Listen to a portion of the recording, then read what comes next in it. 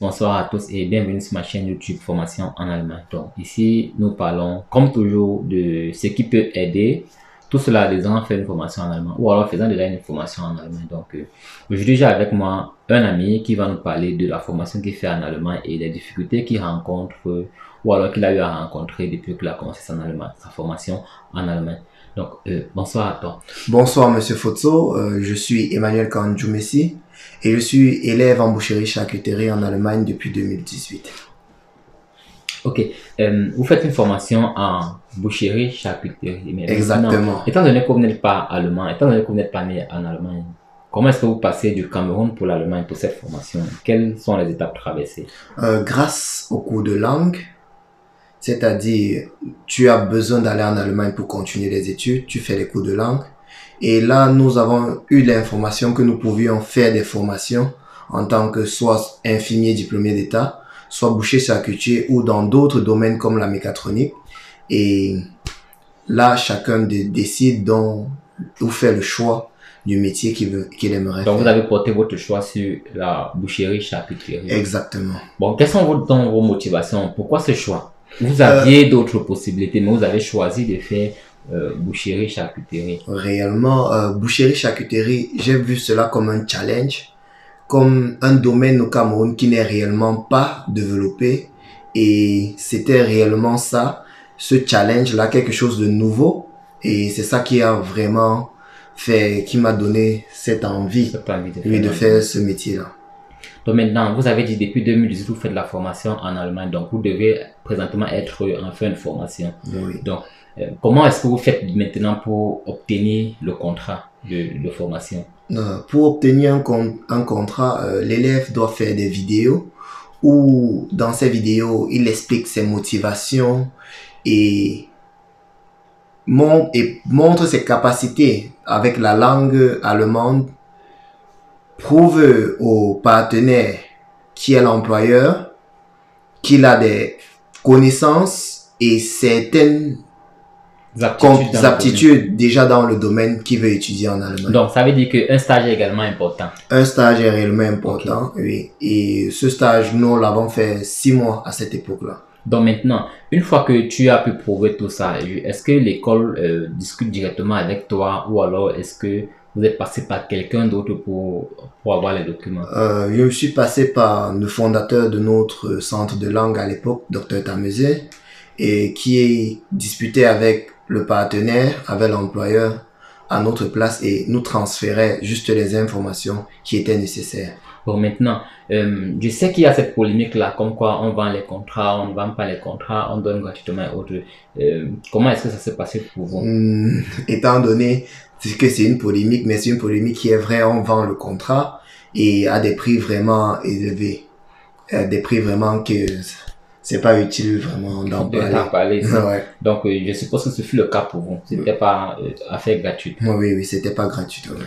Bon, maintenant, je précise que je connais quand même des gens qui le font gratuitement. Même si c'est difficile à croire. Ouais. Bon, maintenant, quelles sont les difficultés que vous rencontrez pendant votre formation? Les difficultés qu'on rencontre pendant la formation, c'est la langue. Oui. Pouvoir s'exprimer, avoir cette ponctualité que les Allemands ont, avoir cette vivacité dans le travail, rester focus, concentré, car parfois les jeunes nous sommes dispersés et ça ce sont des problèmes vraiment qu'on rencontre et qui sont vraiment difficiles. Et votre premier jour de travail, parce que forcément vous êtes arrivé en entreprise, on s'est dit ok, un noir, est-ce qu'il peut parler allemand? Est-ce que vous avez eu ce problème? Est-ce que vous vous êtes senti mis à part à un certain moment? Justement, au début, ils pensent que tu ne sais pas parler leur langue. Certains essaient de parler en anglais, c'est difficile. Mais à un moment, tu dois prouver que tu sais parler, essayer, les amener à comprendre que oui, tu es un étranger, mais tu as certaines connaissances déjà dans le domaine. Ce sont des difficultés qu'on rencontre réellement. Et pour le premier jour de travail, c'est réellement une chose vraiment de drôle, car quand tu arrives, tu t'attends à peut-être tout de l'entreprise et après peut-être on te dit rentre et demain. Non, mais le premier jour de travail, tu es mis directement pied au mur et on t'apprend directement le métier. Et tu dois après essayer directement aussi de le faire et d'améliorer ce qui t'a montré. Pas de temps à perdre une fois. Pas de temps à perdre. Pas de temps à perdre. Ok, bon, je suppose aussi que durant votre formation, vous avez eu à traverser de bons moments qui vous ont dit, ok, j'ai bien fait mon choix. Est-ce que vous pourriez partager un ou deux de ces moments avec nous? Ouais, bah, nous avons de très bons moments quand tu réussis à avoir déjà certaines responsabilités. C'est-à-dire, tu n'es plus celui qui fait ce que tout le monde peut faire dans l'entreprise, mais on te donne des responsabilités du genre, c'est toi aujourd'hui qui est le chef sur cette machine. C'est toi qui te rassure que les commandes de cette machine seront livrées et à l'heure précise. Et là, maintenant, là, tu es fier de toi et tu comprends que cette formation que tu fais réellement, oui, tu commences à assimiler. assimiler. Donc, maintenant, pour ceux-là qui nous regardent, par exemple, et qui voudraient, après cette vidéo, se lancer dans ce domaine, comment est-ce qu'ils pourront s'y prendre? Quel est le conseil que vous leur donnez?